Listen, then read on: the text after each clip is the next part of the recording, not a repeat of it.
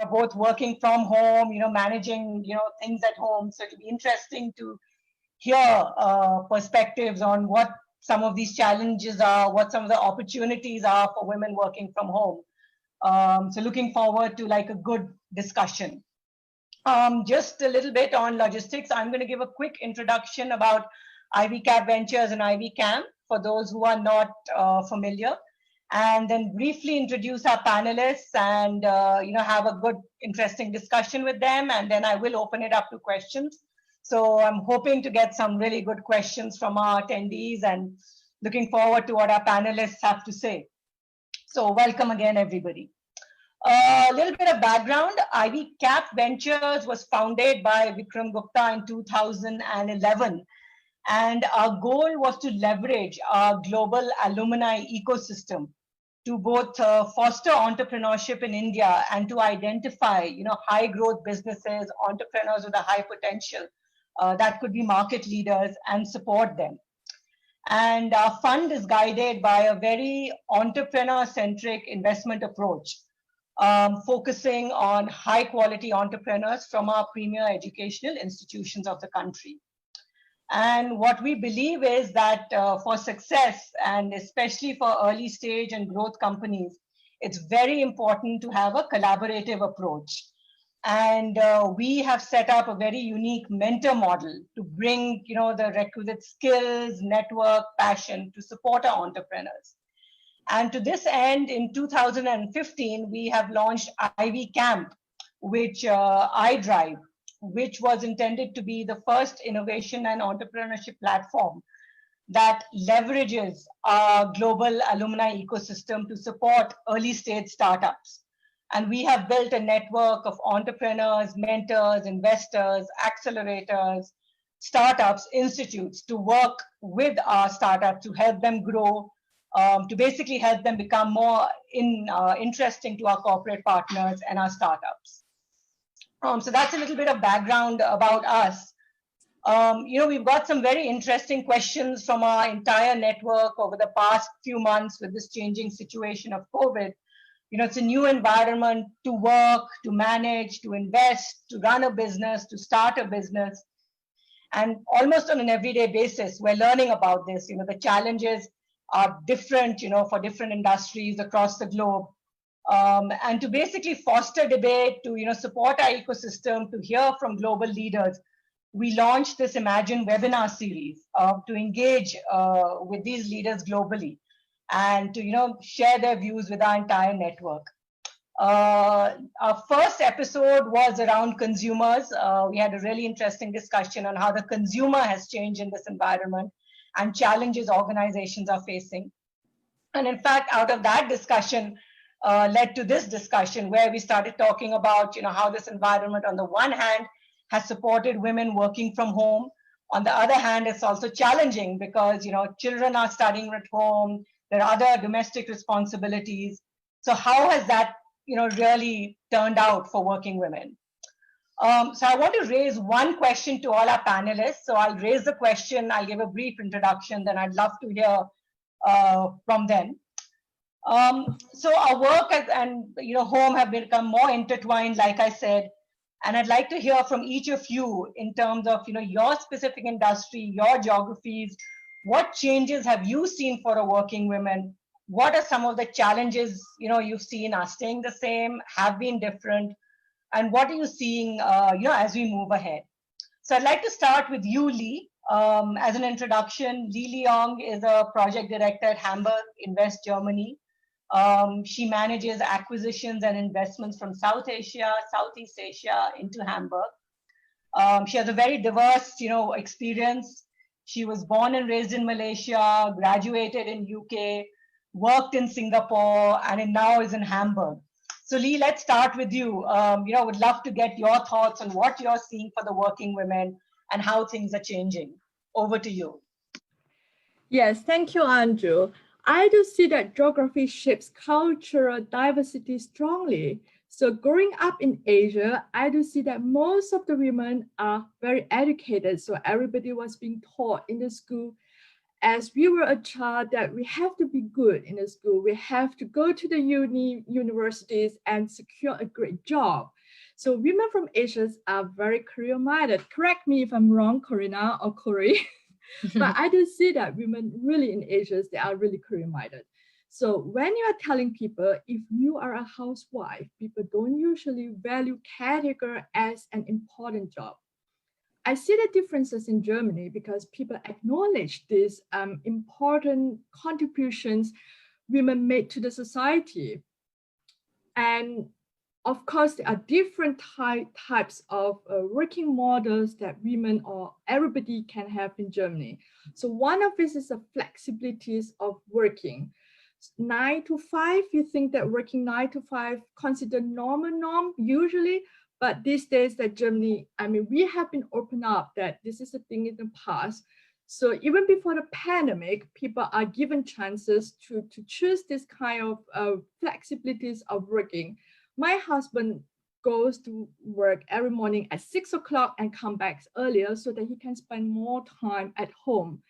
And I do see that apart from this flexibility of working model, that most women have also chosen to work part-time in Germany because they could have both job and also to keep their social life balance. So these days, you know, the trends also goes to the men. Divorce rates are pretty high in Germany. Some single dads would like to also spend time with their kids. So this benefits us, and it brings up a different diversities to the working workforces in Germany. Thanks so much, Lee, for that. Karina, I'd like to move to you next as an introduction. Karina is the CEO of WHub and the CEO, CFO of AngelHub.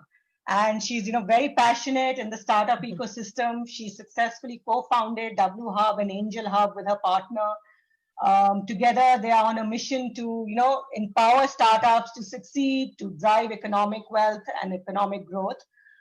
She plays many different roles. She's an ambassador, consultant, speaker, mentor, judge, and she engages with very global events and organizations. Welcome, Karina. Would love to hear your thoughts on this. Thank you so much. It's actually great that Lee started. So I'm originally from Germany, and when I left Germany over 20 years ago, I think it was not as flexible. So it's so great to see, that it's opened up also for opportunities for women. So I'll give you a perspective as, being here based and headquartered out of Hong Kong, okay? So not with my European background. And also I will give you a perspective as an entrepreneur myself, as Anju mentioned, but also, with AngelHub, we are the very first and only SFC regulated equity crowdfunding platform, and we have our own fund. So we do also co-invest into the deals we have. So I can also give perspective from an investor side. And as you said, WHub, our mission and passion is to help startups grow and scale. So I can also give you the perspectives really from the community as a community builder and what I can see in general. So coming back, to your question, I think first of all, what really struck me here in Hong Kong was the fact that it was a really diverse working environment, not only in terms of industry, not only in terms of background and nationalities. I'm a foreigner, but there's no issue on becoming successful in the startup scene for foreigners. Actually, 1/3 of our unicorns here are founded by foreign founders, and also in terms of female engagement in the workforce. So even before we go into startups, but even if I look into, some of the biggest financial institutions, I mean, the Hong Kong Stock Exchange, some of our banks, Standard Chartered, HSBC, CEOs, chairwomen are women. And I think one of the things, coming a little bit to what Lee was mentioning, what obviously enables that if you are a woman and also a working mom, or you have to, take care of your elderly parents, the supporting system is super important. And we're really blessed here in Hong Kong, not only that it's socially really accepted that you as a woman are part of the working force, but you also have all the supporting system with, domestic help, etc. And even right now, we're going through this pandemic. I mean, first of all, luckily, in Hong Kong, there was never any shutdown. There were those social distancing restrictions, but I have been in the office since February, also because we're organizing this big conference. Yeah, I mean, obviously the only real impact that we had was the fact that for working moms, the homeschooling, so that kids were, at home. And again, amazing infrastructure, amazing, schools that enabled the kids to follow on at home independently. And again, so I was going to our co-working space, so I didn't even really feel that. I think your question was also a little bit, what does the startup scene really provide as an opportunity, right, for women? And very few people know that even though now we define our mission on helping startups grow and scale and therefore connect them to talent and to investors and to acceleration programs, we originally really started WHub with this mission of solving the pain point for individual talent to find different opportunities in the workforce than a typical corporate career.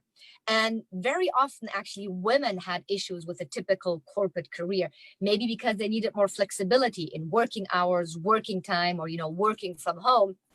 Or, also sometimes it was really about making an impact. I think one of the things is what I very often heard when I was working for Procter & Gamble, actually for 15 years. And particularly, when you come to that point where you have maybe children or elderly care or other things, that women ask this question about why, what is the impact that I'm doing in my work?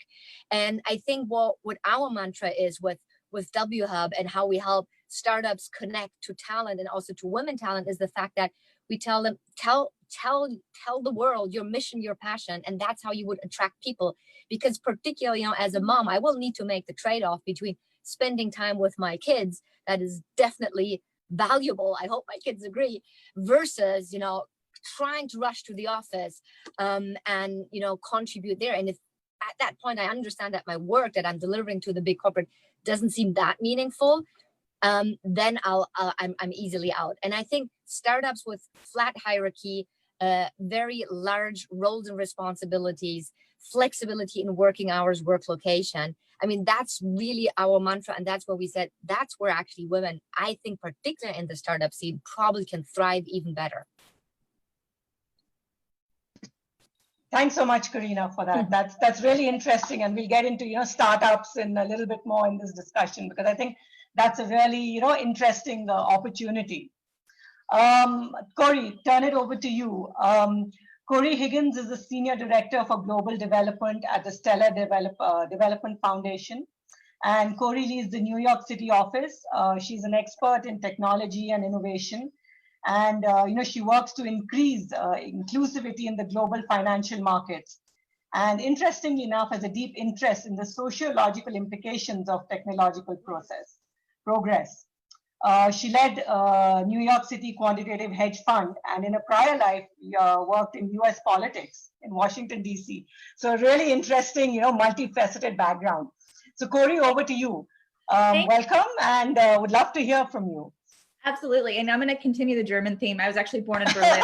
Looks like we've got a nice German, right? Interesting. Yeah, so I currently sit in New York City. So we're a San Francisco-based foundation, but I lead the New York office. So this is going to be a pretty American and New York centric approach here, and the perspective that I have to bring to this. And I think, in New York, you're really seeing the confluence with so many different sectors and how they're each dealing with COVID has been really interesting to see kind of in that kind of response.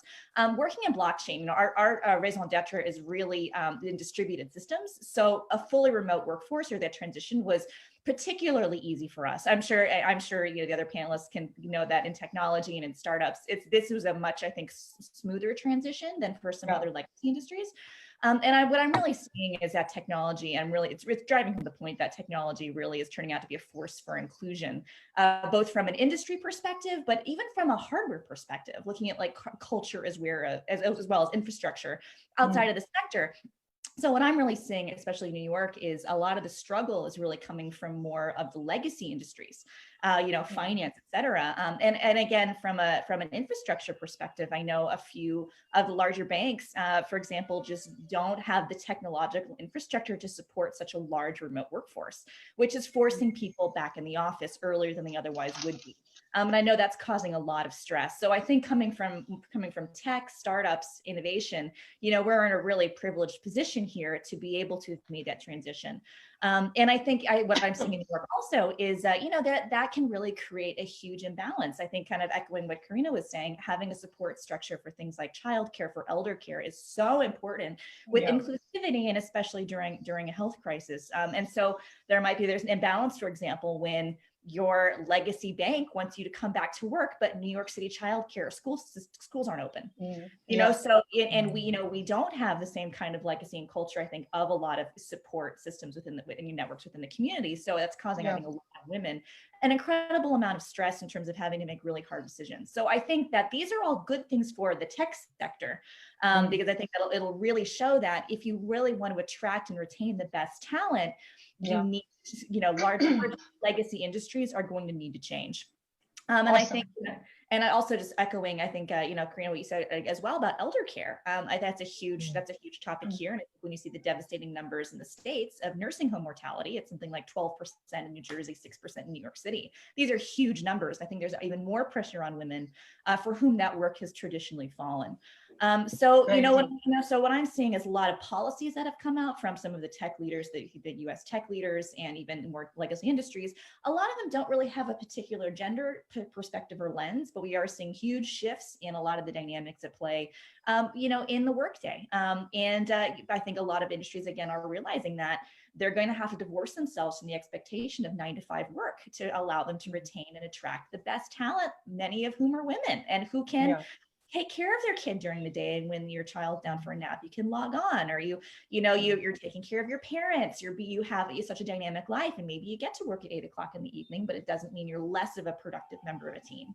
And I think, we're also seeing a lot of, because of how expensive cities like New York City or San Francisco are, we're seeing a lot of companies allowing, employees to move out to the country. So we're seeing massive shifts in how population centers are changing in the US. Which is also, I think, allows for a more sustainable domestic life in a lot of ways, because you are able to maybe move closer to family who might not live in a high rise in San Francisco, so you're seeing a lot of those changes. So I'm really interested. I'm really excited to see both how this can be a real moment for inclusion and support, and how this is really going to force legacy industries to change their basic infrastructure and culture if they want to compete with more technologically forward companies and organizations. Very interesting. Thanks for that, Kori. I'd like to now also welcome our last panelist, Ms. Ruchira Shukla, who's going to give us a really good perspective from the Indian aspect. As an introduction, Ruchira has been the regional lead for IFC's Disruptive Technologies and Venture Capital Funds business in Southeast Asia. And she's been overseeing investments in technology startups across different stages, investments in VC funds. She's led investments across a range of sectors, consumer, internet, B2B, e-commerce. And she's active as a board member on a number of startup boards and represents IFCs on the boards of a number of startups. She has over 25 years experience across venture capital and private equity investment banking. So welcome, Ruchira. Glad to have you on the panel. I'd love to hear, it's interesting to see, there are lots of similarities, geographically, but, there are also some common threads. What have you been seeing, from the Indian perspective in terms of, the working women and the work from home and, some of the impacts and challenges? Thank you, Anju. Can you hear me okay? Yes, we can hear you. Wonderful. So as you said, there are common themes and common threads across different industries as well as different geographies on how we deal with gender and the challenges that women face in general in keeping up with the work required in their offices as well as that required at home for childcare, elder care, and the like. But that's also been multiplied several fold in the current crisis that we're in. With COVID, with the fact that your family could be at risk, with the fact that somebody could be ill in your family or extended family. And in cultures like India, you can't ignore that. You need to attend to that and provide the support that you may, and while also ensuring the safety and security of your own immediate family. As you said, my work involves direct investments in startups, board level involvement in startups, VC fund investments, and active participation in the LP advisory committee of funds, all of which used to be extremely involving in terms of travel. And for me, what I'm seeing in this world is it's a huge respite that nobody expects me to jump on a plane at the drop of a hat. Which, I used to be in Bangalore every third week or Mumbai, and I'm like, thank God I didn't have to explain to people why this can be done remotely, because people now, this is a new norm.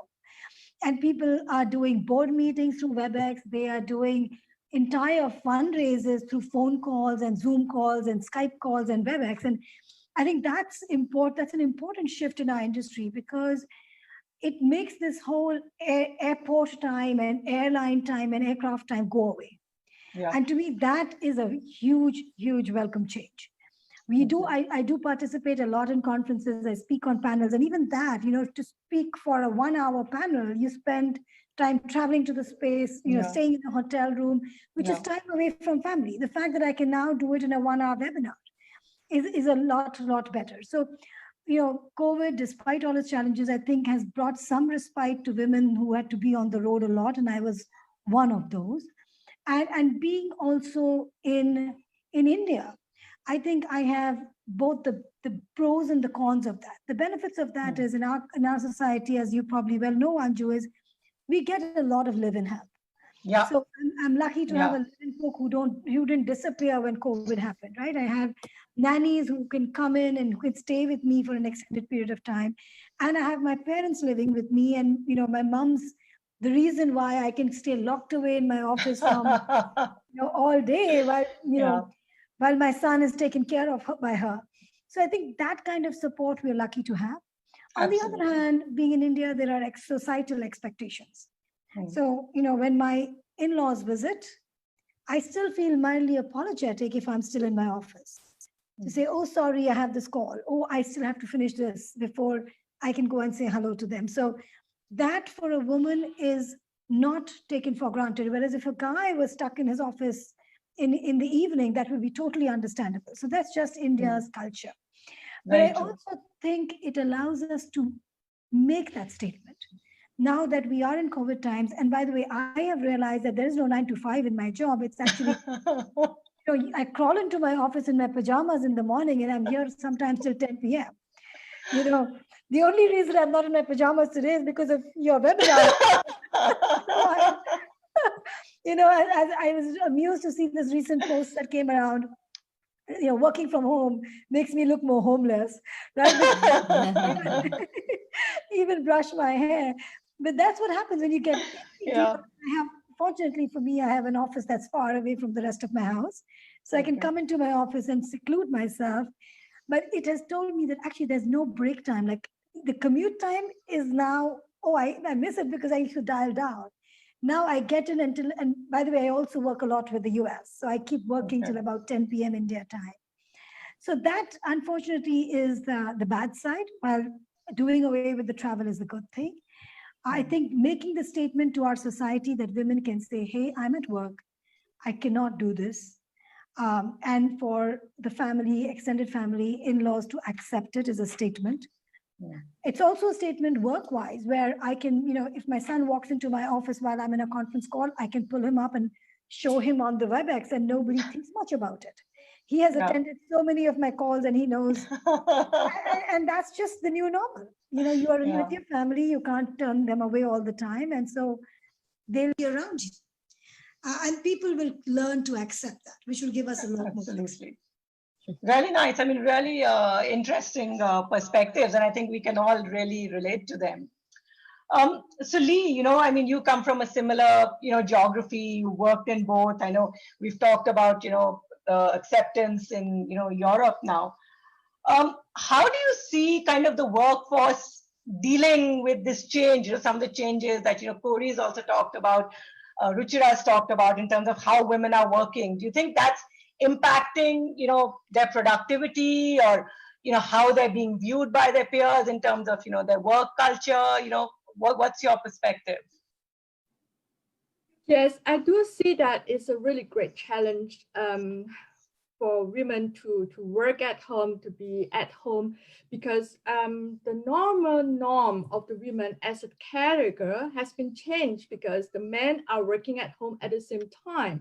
And I do see that men can be a model as well, because the role of men is also as important these days. I love friends, and I usually have lots of visits, and people are wondering, they're quite impressed with my husband than by me, myself. So sometimes I think because he's doing a lot of things that men are not doing. So, you know, my husband is even more feminism than me, I must say, because he motivates our kids to do housework and tells them that, you know, all those housework at home is not mom's job. So you have to share the jobs because we are all living under one roof. So that works out pretty well. And I do see that this is a time for all of us to restructure and also to reflect, you know, to do some reflections, what works out well for us. Kori, you mentioned technology on the one side, obviously it's more of an enabler, but you're also mentioning these legacy, industries are, having a hard time. Are you seeing more or less women, coming into the workforce now? Is technology enabling them more, and are these legacy industries more accepting of women joining now? From what I've seen, I think generally there has been a shift towards being more open for women joining it. But the way I look at it now is, I think you're really going to see a drop off in a lot of the legacy industries where women might go more towards technology because of being more allowing for certain kinds of lifestyles. It's like, I'm thinking of some women I know who, again, working for like some big legacy banks and really don't want to have to go into work again if they are having to also, they don't have any childcare option. So, maybe they're looking at changing jobs and going more into technology, so I think that you are going to see that shift, and where legacy companies, I think, really had tried to do some change policies, become more open. And I think a lot of them, I think one interesting thing that more legacy industries, government, et cetera, had been trying to do to make it easier for women is also do things like more things around paternity leave, making it easier for men to take time off to go watch their kids' football game. Because once you normalize things and you take it away from just women's activities, it's more about being a parent.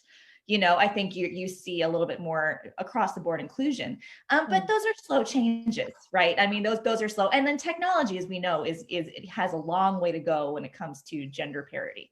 But I think the kinds of inclusion it's allowing for, I think, we'll see over the course of the next year, especially in the US, I think we'll take women from more legacy industries into technology.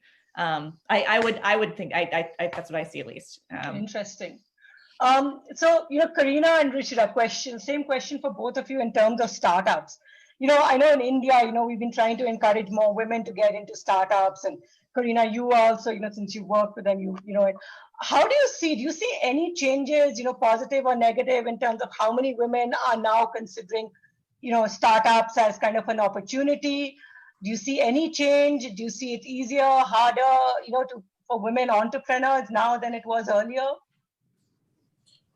Yeah, thank you. I'm not sure if I should go first, Ruchira. Go for it. Okay, sure. Before I go to that question, I just wanted to totally echo what all of my co-panelists mentioned, that some of these behaviors are really here to stay. And I was just laughing, Ruchira, when you mentioned about like webinars becoming normal and your kid walks in, and I think we all remember the BBC reporter, right, who got viral because the kid was walking in and he was like, he didn't know how to manage it. I think we as women were kind of like, better positioned to manage such type of situations. And as you said, I mean, now it's just accepted, right? And it's interesting because some of these things were maybe before you had like a competitive disadvantage because you couldn't travel. Now nobody travels, so now it's okay to say, I'm not going to travel, but I can still be effective because I can call in, right? So again, I fully, that's a great advantage. Now coming back to your specific question, right? the funny thing, what I have seen here in Hong Kong, it was not necessarily gender specific. The fact that a lot of talent was not necessarily considering startups as an opportunity really to be active in the workforce. Maybe just because switching costs were too high, jobs were too well paid, and careers were too stable.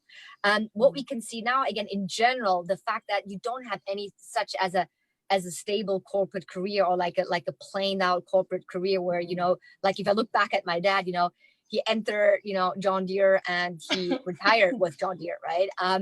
So I think, and I think the way it was also really, really nicely described was actually Sheryl Sandberg, right? When she said that careers now are not necessarily that the ladder anymore, it's more like the jungle gym, and, you may, once scale a little bit back in terms of responsibility or scope, but then just to bounce back off, or you make a change really to your career path. And I think, coming a little bit back to what I said before, where it resonates maybe more with women, is the fact that I always feel we're really, really guided by this question about, why am I doing this? And again, because probably the alternative is so crucial and important, being the center of a household, maybe for children, maybe for your parents, maybe for the communities. I mean, the number of women that are involved in charities, right? And you would always benchmark your work and the impact that you have versus what is the alternative that you can do. And there, I mean, I'm very idealistic, and there's not only the good, there's also the bad and the ugly, right, in the startup scene.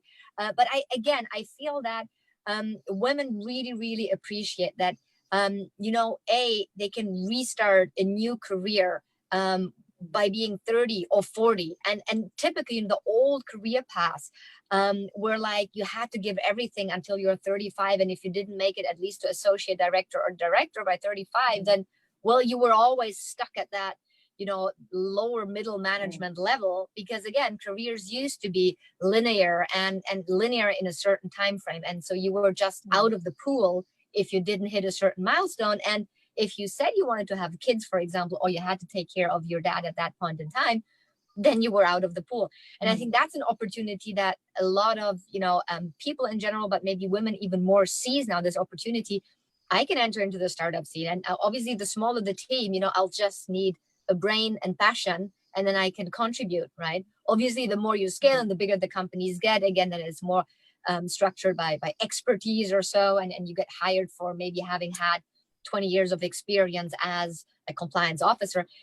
But again, a lot of opportunities are really, and a lot of, business models are just super new, and people, there is nothing such as a person who has 5 or 10 years experience in a certain industry. And that's where women then can come in, step in, and really find it super satisfying, because the impact they have is really big. So also now in Hong Kong, it's great. I mean, we have our success cases. We have 9 to 10 unicorns here for 7 million people. I think that puts us kind of like the highest density per unicorn per capita, which is pretty cool. So with also these success stories, right? I mean, we have more and more talent in general, but also female talent becoming active. Nice. Ruchira, your thoughts? So I would echo that there is actually more of an opportunity for women to enter the startup space right now. And it goes back to some of the mechanics of how we work changing, right? The fact that everyone is working from home.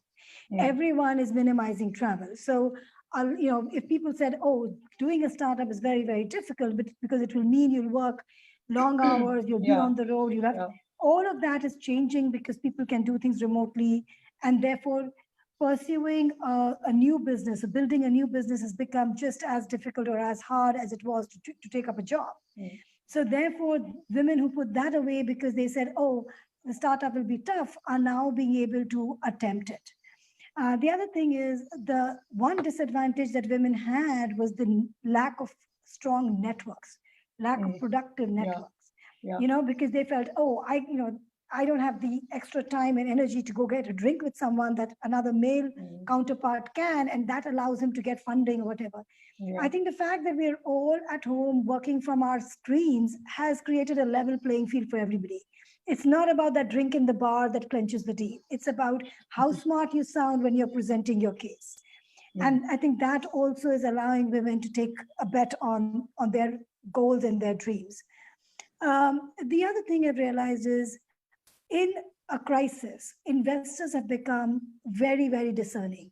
They're not going after, oh, the swagger or the sound or the old boys network. They're thinking about, are you able to build a real business? And it's very hard to build a real business in normal circumstances. It's doubly harder if the world is facing a pandemic and about to move into a recession.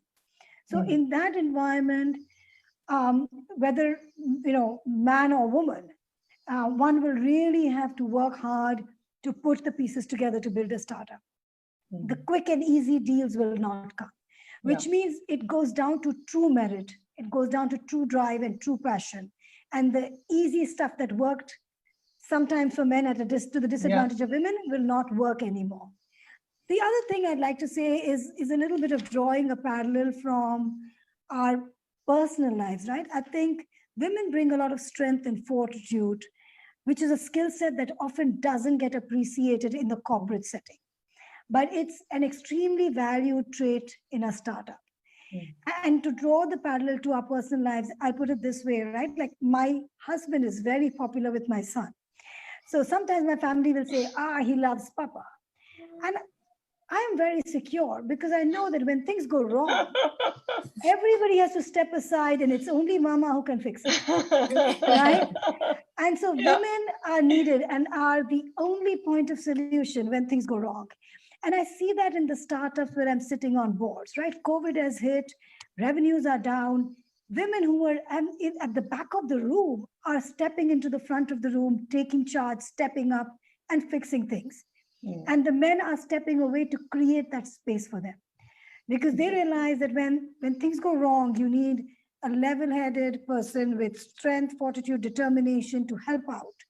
So there is a lot more of front seat participation that women are seeing now in the startup world that may not have been available to them in the past. Interesting. So let me start by a question that's coming. So you mentioned, we've talked about kind of the startup ecosystem and level playing field, and throughout the world, we've talked about in a typical situation, women take time off, they have kids and then they want to come back and it's hard to come into the workforce. What are you seeing? Do you think now, because of this remote work from home, it's easier for women to get back into the workforce? Are companies hiring more? Is this actually creating more of an opportunity for women? Now they can actually get back sooner, work part-time maybe, versus going back full-time. Are you seeing some of that happening in the traditional industry? Well, from my perspective, okay, sorry, go ahead. So I was just saying, I just wanted to throw something in there where I just wanted to point out, I know in the States, at least, we have 56 million Americans who consider themselves part of the gig economy. And I think that as we're going to see that increase again over time, especially with women who are in their 20s, 30s, et cetera. So that's going to, I think I don't know if you're going to see the same kind of, leaving on maternity leave or whatnot, staying home for 5 years and then re-entering, and those really clear barriers. I would not be surprised if what we're going to see is more women going towards a gig economy model of taking on fewer projects and then ramping up. So it's going to be something a little bit more dynamic and a little bit smoother, rather than having the traditional relationship with work and with employment. That's a sector that I know in the U.S. is really, really increasing very fast, and seems to marry very nicely with a lot of how women have traditionally looked at their relationship to work and home life. There's some downsides to that, of course, too, where especially in the U.S. that also means breaks in things like healthcare or different kinds of support networks that you see from an infrastructure basis. But just from a pure work perspective, I think you're going to see a lot of women taking advantage of the flexibility that has, and not turning off their career and turning it back on. Turning the volume down. Interesting. Ruchira, you were saying? Yeah, I would, a similar concept, maybe different way of looking at the same thing. I think people will become more task focused rather than time focused. So it's not about you get into your office at 9, you complete 8 hours of your day and go home. You're sort of, as we were saying earlier, you're sort of there in the office anyway, and you will be responsible for completing the task assigned, for the project assigned, and you do it on your own time. You could do it at 6 in the morning, you could do it 2 at night, depending on when the demands on your other fronts pick up or go down. the ebb and flow can be managed alongside the ebb and flow of your demands on the other fronts so that you can deliver. And so it will be task focused, it will be more result focused rather than time, which I think is a huge change forward. So people will do away with face time because there's only that much face time you can have on a screen with someone. I think that will be a welcome change for the future. Awesome. Just shifting gears a little bit. I mean, Karina, you talked about kind of investments.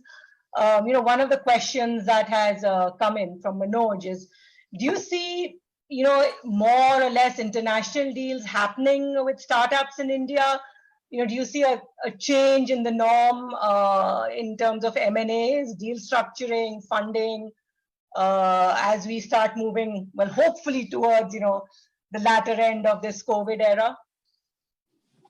Yeah, so I mean, I'm happy to answer. I mean, I think from my positioning, so where we help companies scale in Asia through Hong Kong, Greater Bay Area.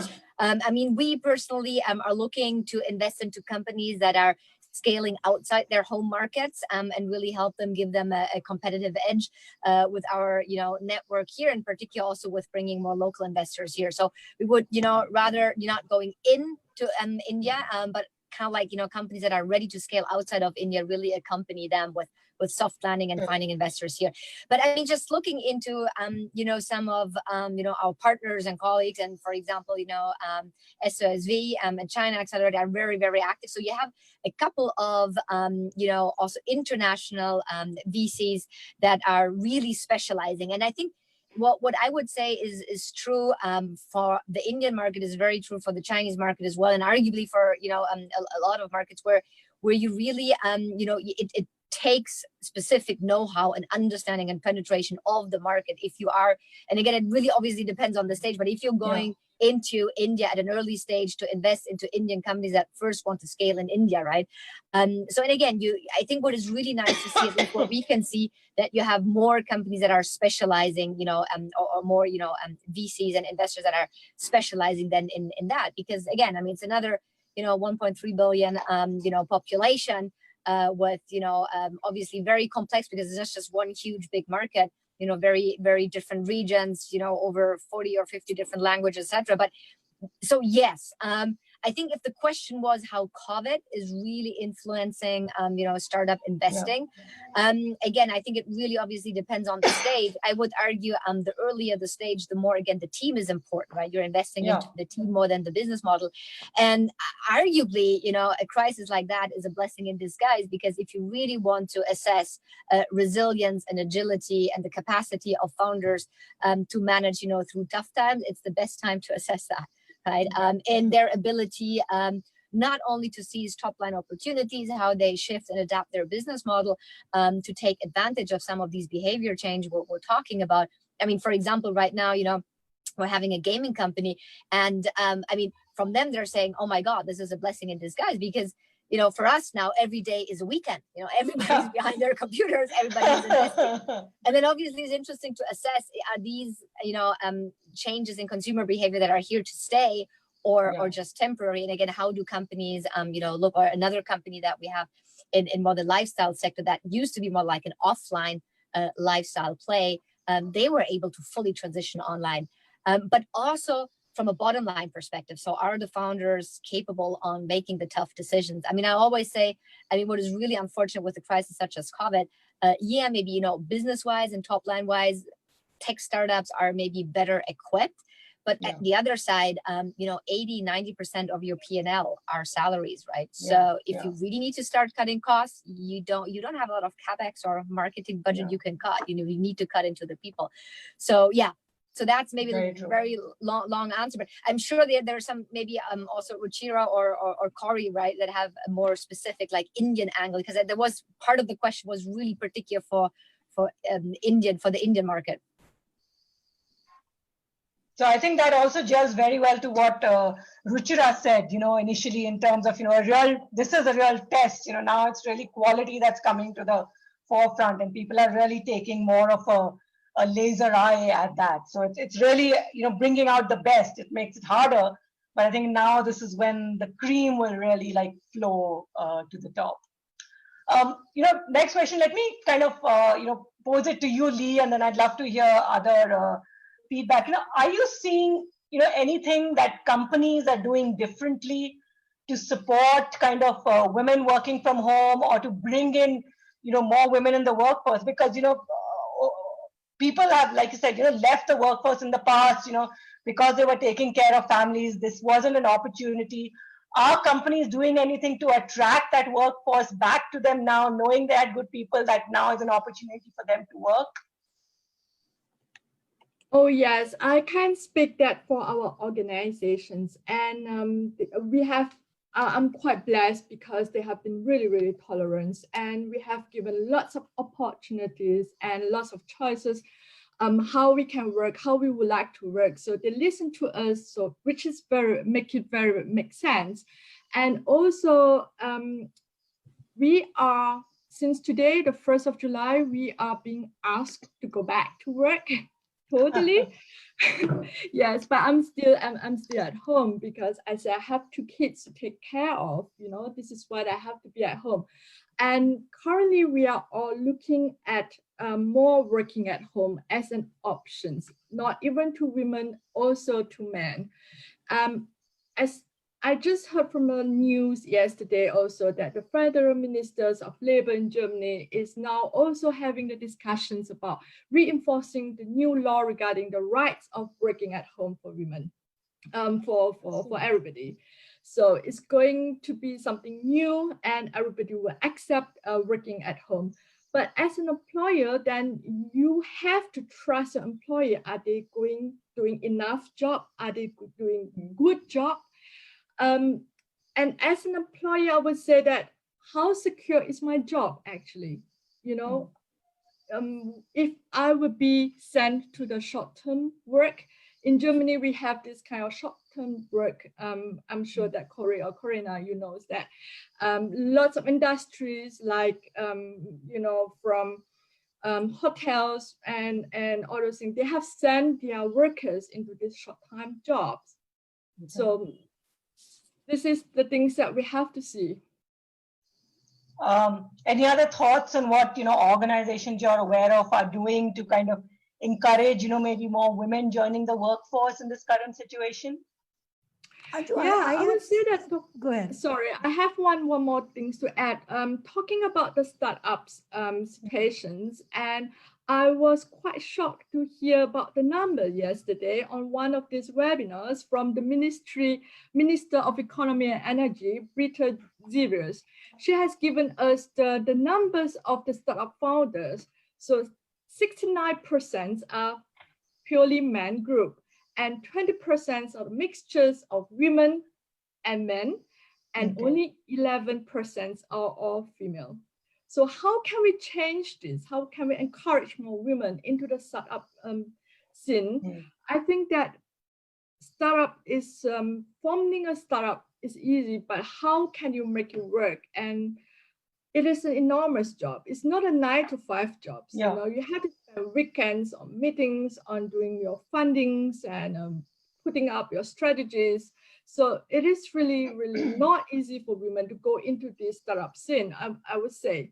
And also, I think also the lack of the females into programming. So I am quite happy to see that in Berlin that Julia Fronderbeck has actually organized something which is very meaningful during the weekend for teenagers to learn how to do codings, to get them motivated in the jobs themselves, and at the same time, I see the German system is also very good that we do have these boys' days and girls' days during the school time, because you have to start early, that you get boys to have a look of mainly women domain industries, like characters in the kindergarten, or like getting the women also into the technical jobs, so they can have a feeling what I can do when I'm growing up.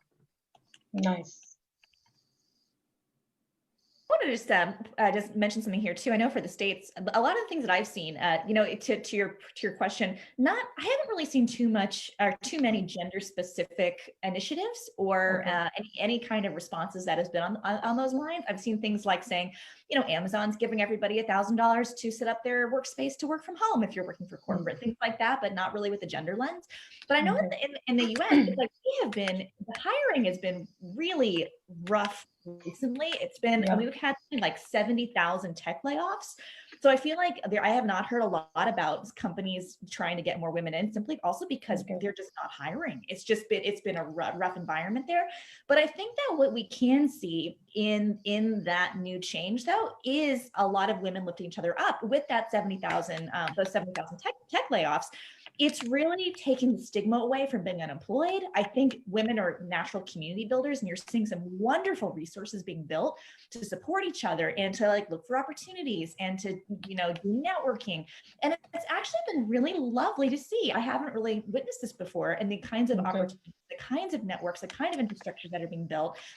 And a lot of those are doing a lot to lift up women. So I think when we start, as a nation, hiring again, I think you're going to see a lot of really talented women in greater numbers entering the workforce from that, because of a lot of the infrastructure that's being built right now to support them. It's actually really lovely to see, I think, nice. Support each other.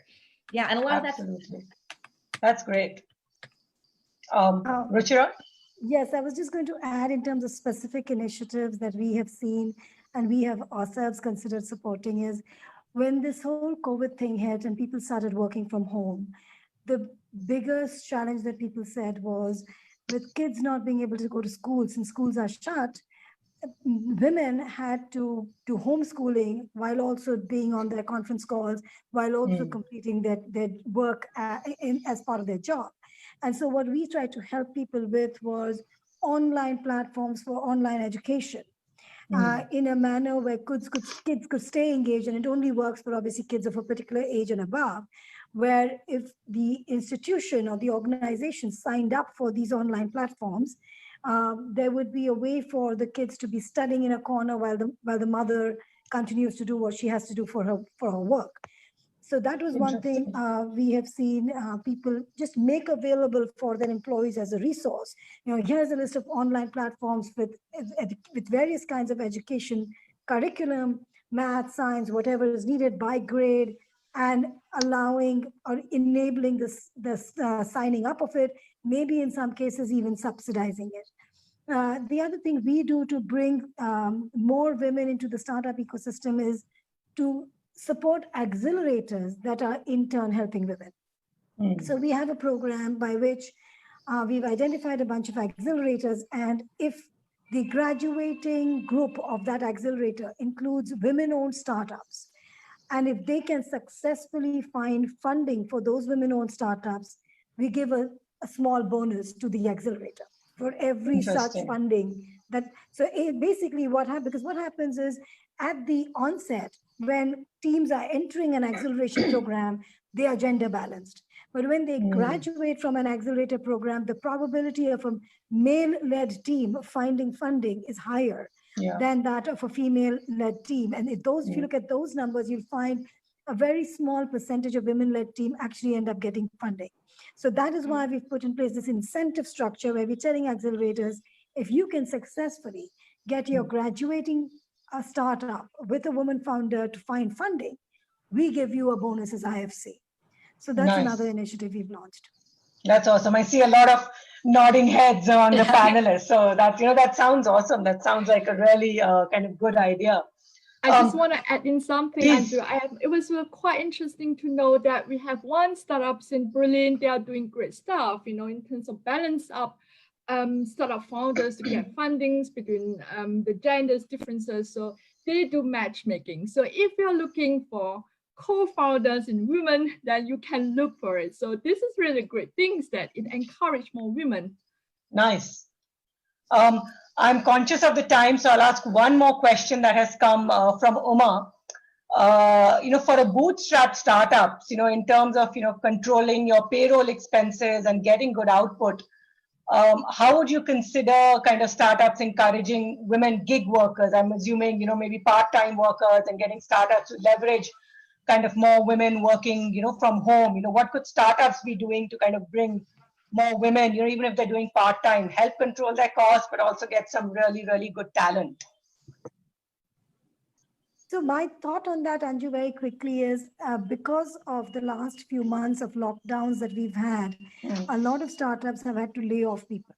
Yes. But we are very optimistic that this is not going to be completely sort of in lockdown mode going forward. Lockdowns have started easing up, businesses coming back. As the pressure of the initial few months dissipates a bit and businesses continue to start building up scale again, you will need to hire. And what I would say to startups now is, as you build your workforce back, do that in as flexible as a manner as possible. Instead of hiring for certain roles, hire for certain projects. And that's when you can bring women as gig workers working from home. It allows the company to have a very flexible cost structure, because when the project is over, the gig is over and your cost goes back down. And so this time round, do not incur a very fat fixed cost base. Makes a lot of sense. So I'd like to give kind of our panelists, just a couple of minutes to share any parting thoughts on, what they see as, what women should be taking more of an advantage of these days. What are opportunities, you think they should be capitalizing on? What you'd like to see either from the company or the home that could be done more to support working women. I mean, Karena, I'll start with you. Yeah, thank you. I think one of the things that I just wanted to add is, even though, I said, like, even in Hong Kong, we're really super diverse. I think in general, when we see that we have, in the tech scene, we still see that we're not yet really fairly represented, and very often, I'm very active actually at school, and I remember at one point in time, the middle school principal talking to me and said, Karena, can you not come in and give a talk? And we have like a coding class, and 20 spaces, and 19 filled up straight away with guys signing, with boys signing up, and only one girl.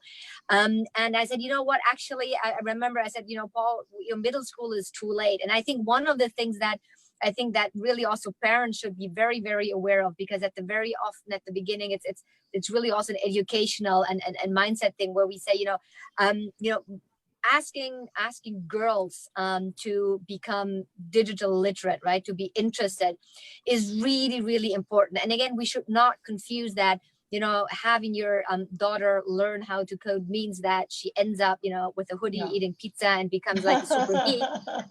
It's just that it's like the same thing when you learn a language, right? I mean, everybody has to learn English, I guess, at school, let's say a foreign language, but not everybody becomes a dolmetscher or interpreter. And it's exactly the same thing. And that's what parents need to understand, even for me, I'm actually the low tech part of the company. My co-founder, Karen, she's an engineer, right? But just to be possible to understand and to even, manage a tech team, you do need to understand what you don't understand, and therefore you need really a basic level of digital literacy, and that is, I think, something really important. And when I see in some sectors, like in fintech, where you take the problem of financial services having historically being male dominated, plus technology having been historically male dominated, and you cross them, it becomes even worse, right? So I think that is looking forward something that we really try to encourage.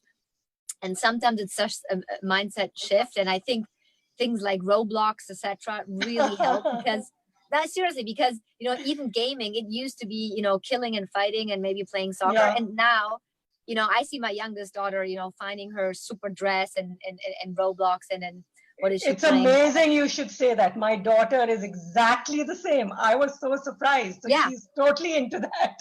Right, like Royal High, right? I mean, amazing. It's like, God, lower the barriers. I think that is something kind of like looking forward. I think is really still necessary. Very nice, awesome. Lee, how about you? Parting thoughts?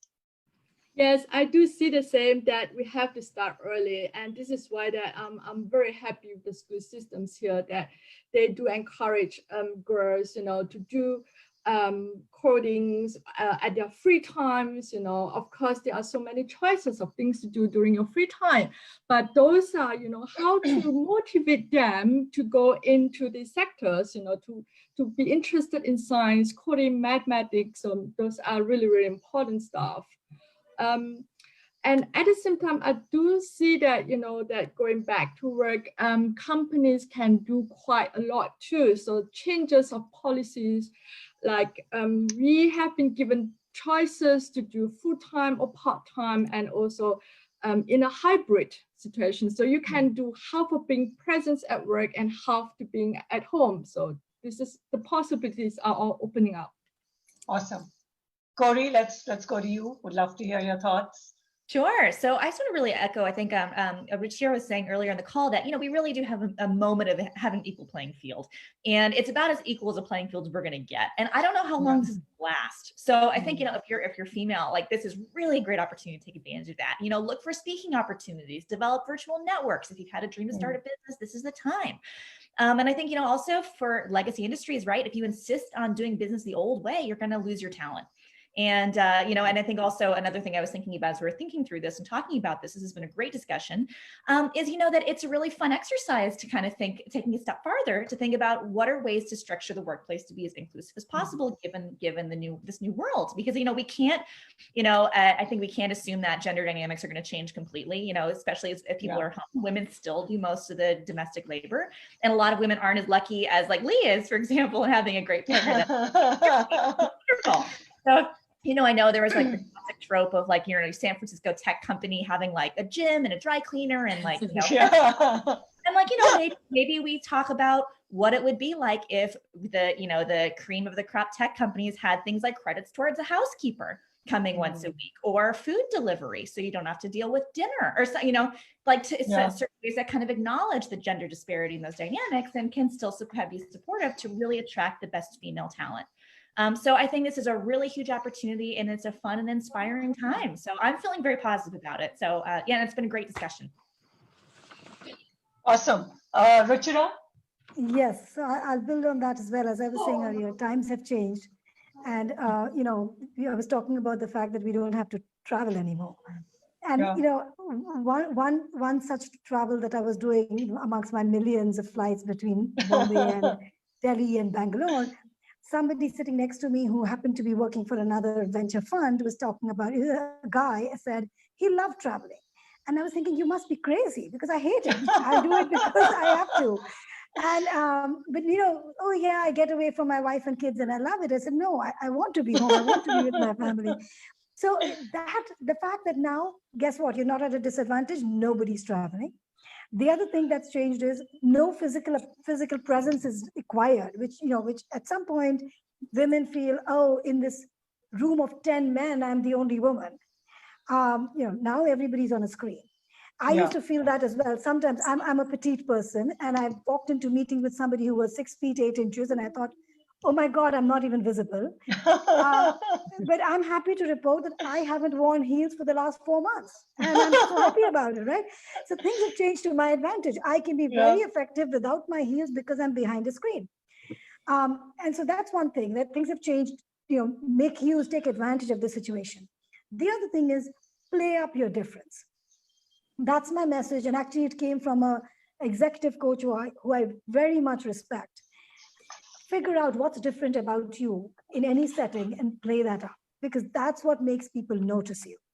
So if it's an all-male board meeting, guess what? Somebody else's comment may not be remembered because it's like, yeah, one of the guys said it. But if you are confident and you lean in and you make your remark, people will remember it because it comes from a different sort of, just a different sort of voice, a different person, then everybody else gets lost in the crowd, you stand out. So I think in today's world, women, by being outnumbered, can actually stand out. They should, you know, thrive in their difference and play up their difference. And lastly, from a very tactical standpoint, the point about STEM education and coding has been made. I would say women should embrace math. I think in my career, and you know, I was an engineering grad and MBA in finance, and I thought the fact that I understood math and finance and accounting put me in such a strong position as an investor, as an investment banker, and even for those who want to build startups. You need to know the numbers. Yeah. So I would encourage women to embrace the numbers and be comfortable in that. No, I totally agree. I mean, I think some really, really interesting, good points, about it being a level field. Women have never had, such an opportunity as it is before. This is the time to really get, I love that comment about getting your young girls into coding and maths and just getting them more comfortable with it. I know now with a lot more, online teaching opportunities coming up and a lot of new, online, startups are doing a lot of more stuff. I think it's really an interesting time. And I think this is a great opportunity. And, thank you to all our panelists, Karina, Lee, Kori, Ruchira, especially for a few of you that I know it's really late your time, so really appreciate it. But it's been an awesome discussion. Thank you so much for sharing your thoughts. I couldn't get to all the questions, so I will share them with you later. Would love to kind of get your thoughts so I can share it out back with our network. I'd love to continue kind of these discussions, but thank you to all our attendees and thank you to all our panelists. Great feedback. Feel free to share any more thoughts with us, and stay tuned for our next session, which will probably happen in a couple of weeks. Thank you all. Good evening. Thank you so much, Thank Anju. you. Thank you for being such a great moderator. Thank you. And Thanks thank so you, my much. co-panelists. I learned so much from you guys.